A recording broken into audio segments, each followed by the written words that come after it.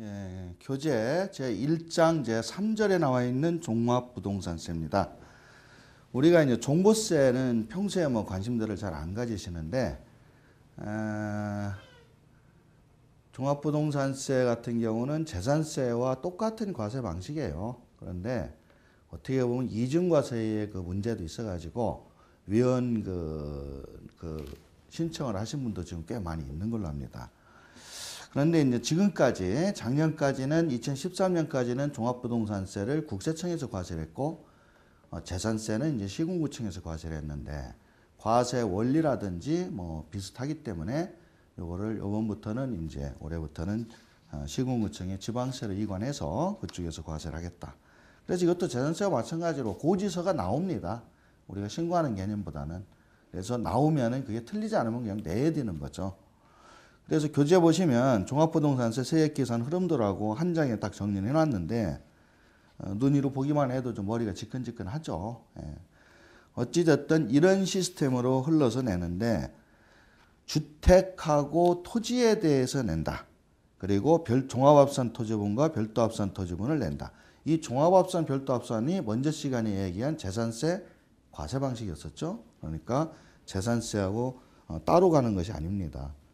그럼 우리가 여기에서 종합부동산세를 공부할 때 우리가 종합부동산세 뭘 생각해야 되냐면 뭐 이런 계산 방식이나 이런 게 중요한 게 아니고 대개 6월달 되시면은 하반기 9월이나 이때 종부세가 나오면은 찾아오셔서 상담하시는 것이 자 종합부동산세가 고지서 보니까 담당자 보니까 어찌 해서 나보고 지금 500만 원을 내라고 한다. 나 이거 사실 부담스럽다. 이거 안 내는 방법. 줄이는 방법 이걸 물어보세요. 근데 이 계산식은 우리가 건드릴 게 하나도 없어요. 이 표에 있는 것처럼 컴퓨터가 쪼라락 계산하는 겁니다. 그리고 제일 상단에 있는 부동산 가격, 주택이나 이 토지의 가격인데 이게 곧 과표가 돼서 내려오겠죠. 이 주택이나 토지의 가격을 우리가 내릴 수 있으면 이것도 내려올 거예요. 근데 이게 실거래가나 그렇게 돼 있다면 우리가 감정평가를 받아서 줄이다는 이러는데 이것도 재산세와 마찬가지로 보유하고 있는 상태에서 때리는 세금이다 보니까 전부 기준시가로 결정을 해놨어요. 그러니까 이 가격도 고정이라는 얘기죠. 실제 시세에 비해서 좀 늘어나 있고요. 그래서 거의 이 가격도 뭐 6억 원, 9억 원 하는 이런 금액들 기준도 기준시가로 정해져 있기 때문에 우리가 손댈 부분이 없어요. 그러면은 방법이 뭐가 있냐? 이 종합부동산세를 과세하는 대상으로 잡혀 있기 때문에 세금이 나오거든요.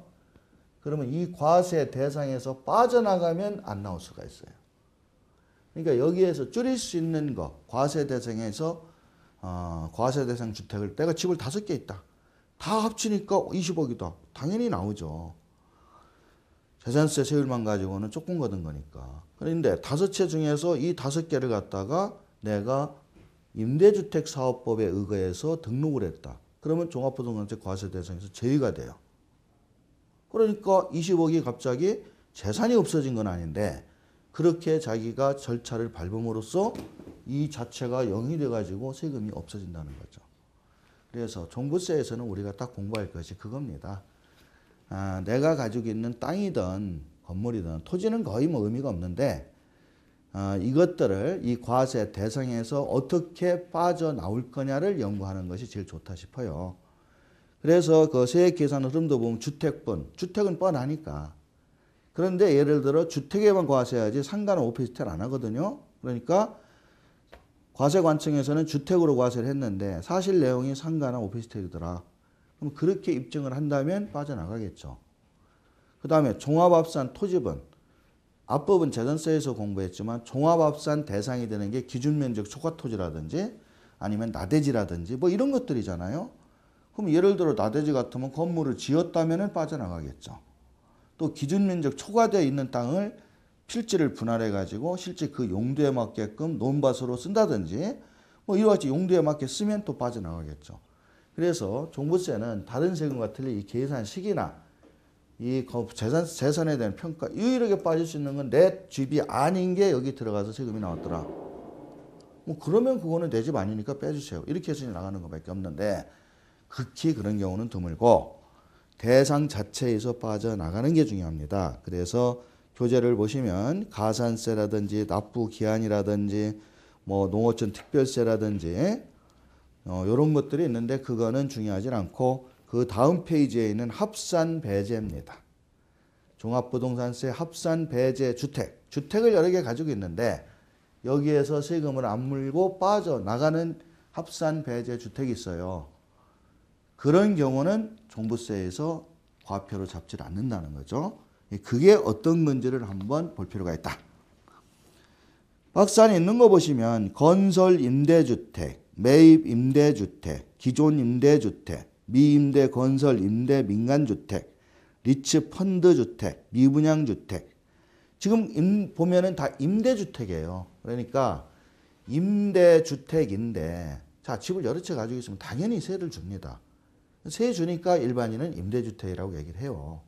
그러나 여기에서 얘기하는 임대주택은 임대주택법에 의한 임대주택. 그래서 임대주택법에 의한 절차를 밟은 주택만 얘기를 하는 거지 나는 세 주고 있으니 임대주택이니까 빼주세요. 이거는 아니라는 거예요. 그래서 세무서에 사업자 등록한 거 가지고 빼달라고 하면 안 되고요. 구청에 사업자 등록한 것. 구청에 사업자 등록하는 게 임대주택법에 의한 사업자입니다. 그래서 자기가 20채를 가지고 있는데 구청에 사업자 등록한 게 10채고 세무서에만 사업자 등록한 건 10채다. 그럼 세무서 10채는 과세가 되는 거고 구청에 등록된 10채는 빠져나올 수 있다. 이렇게 생각하시면 돼요. 빠져나오고 싶으면 임대주택법에 의한 임대주택으로 신고를 해야 되는 거죠. 그래서 그 유형이 건설임대도 있고 매입임대도 있고 뭐 리츠임대도 있고 미분양임대 이런 것들이 지금 많이 임대주택법에서 추록되고 있습니다. 단 혜택만 주는 건 아니에요. 그런 임대주택법으로 그 관할 시군구청에 가서 등록을 딱 하면 의무사항이 생기죠. 여러분이 잘 알고 있는 5년간 못 판다. 5년 동안 의무 임대기간이 있다. 또 어떤 주택, 준공공임대주택 같은 경우는 월세도 함부로 올려받지 말아라. 뭐 이런 아주 그 까다로운 조건이 집주인한테 떨어집니다. 그걸 감수를 하고 임대주택 등록을 하는 거고요. 그렇게 함으로써 종합부동산세에서 배제해 준다. 그런 거니까 득실을 잘 따져보고 하셔야 돼요.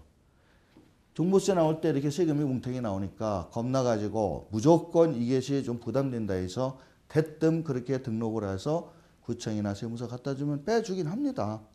그런데 그렇게 함으로써 자기한테 걸려오는 페널티를 다 감수를 해야 돼요.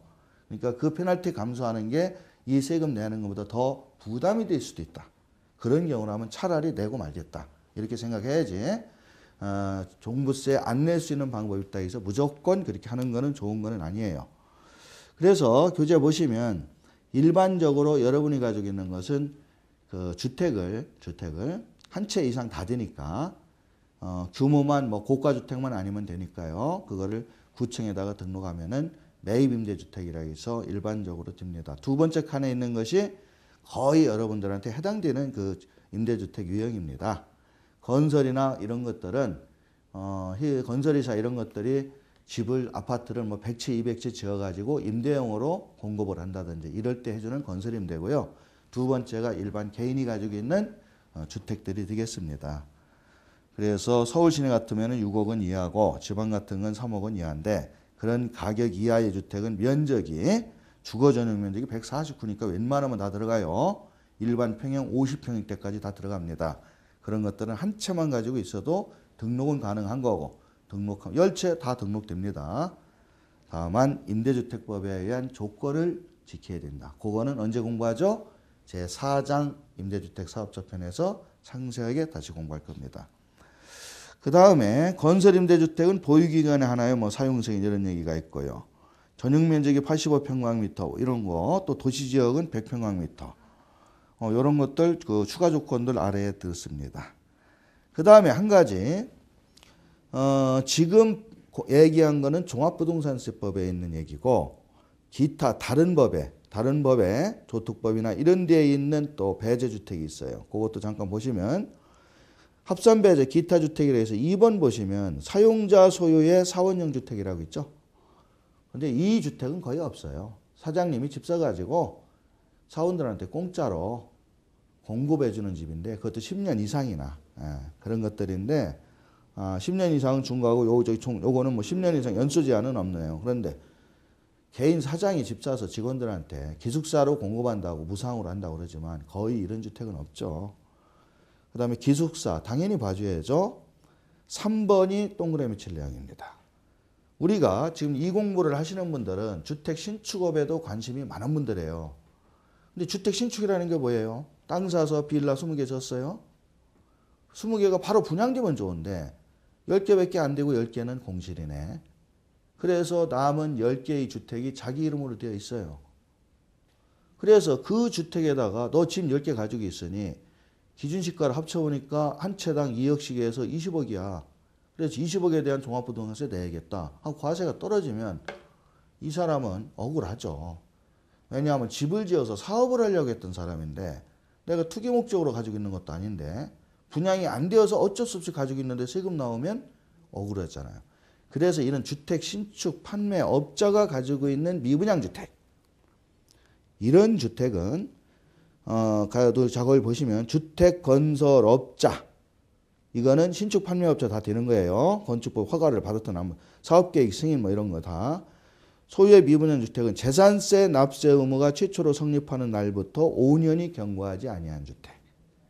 이 재산세 납세 의무가 6월 1일자로 되니까 매년 6월 1일 기준으로 해서 5년이 경과하지 아니었다. 즉 5년 이내에는 미분양된 상태로 갖고 있어도 그 주택은 빼주겠다. 종합부동산세 과세할 때. 근데 5년이 지났는데도 못 팔고 팔려고 하는데 안 팔려서는 가지고 있습니다. 이 소리 해봤자 소용없다. 그래서 5년이 경과한 다음에는 그때는 무조건 본인 주택으로 보아서 종부세 과세한다. 그러나 그 5년 이내는 사업용 주택으로 보아서 종합부동산세는 과세하지 않겠다. 이렇게 나온 거고요. 그 아래 보면 재산세 납세 의무가 최초로 성립하는 날, 이거를 정리를 해놨습니다. 근데 뭐 5년 이렇게 생각하시면 됩니다. 그래서 자기가 신축한 게 2013년인데 분양이 되고 남은 찌끄러기가 남았다. 그러면 2018년까지는 종부세 안 나옵니다. 그러나 그때까지도 분양을 못하면 나온다. 이렇게 이해하시면 되겠습니다. 나머지 조항들은 뭐 우리가 볼 게 거의 없고요. 쭉 아래 보면은 조세 특례 제한법상 종합부동산세 과세제. 똑같은 얘기가 하나 또 나왔는데요. 조특법에서 나와 있는 동그라미 2번 주택건설사업자의 신축용 토지에 대한 과세 특례. 여기도 마찬가지죠. 취득일로부터 5년 이내. 이거는 뭐냐면 방금 얘기한 거는 집을 다 지어서 분양을 하는데 미분양된 것이 남아가지고 요걸 5년 재산세 과세 이런 거고, 지금 조특법에서 나와 있는 요 얘기는 주택건설사업자 등록을 한 주택건설사업자가, 즉 세무서에 가서 사업자 등록을 했어요. 신축판매 사업자를 하고 집을 짓기 위해서 땅만 샀어. 아직 집을 못 졌어. 예. 그래서 땅을 샀는데 우리가 종합부동산세는 이 땅에, 나대지 땅에도 종부세가 나오게 되어 있어요. 근데 이 땅은 이 사람이 무슨 목적으로 샀냐면 집 져서 팔려고 지금 산 겁니다. 그래서 이런 사람들은 토지 취득일부터 5년이라는 기간을 주어서 5년 이내에만 집을 지어서 분양한다면, 집을 짓는다면 그거는 이 맨 땅에는 과세 안 하겠다. 이런 얘기예요. 그래서 땅을 가지고 있어도 주택 신축 판매업자의 토지라면 5년 동안은 그 나대지 땅에 대해서도 과세를 안 하겠다. 그래서 집을 지은 건물도 마찬가지고 그런 것만 우리가 기억하시면 되겠습니다. 그래서 종합부동산세 우리가 빠지는 방법은 심플합니다. 임대주택으로 빠지든지 주택 신축 판매업자가 되었을 때 미분양주택으로 빠지든지 이런 정도로 종부세는 정리를 하도록 하겠습니다.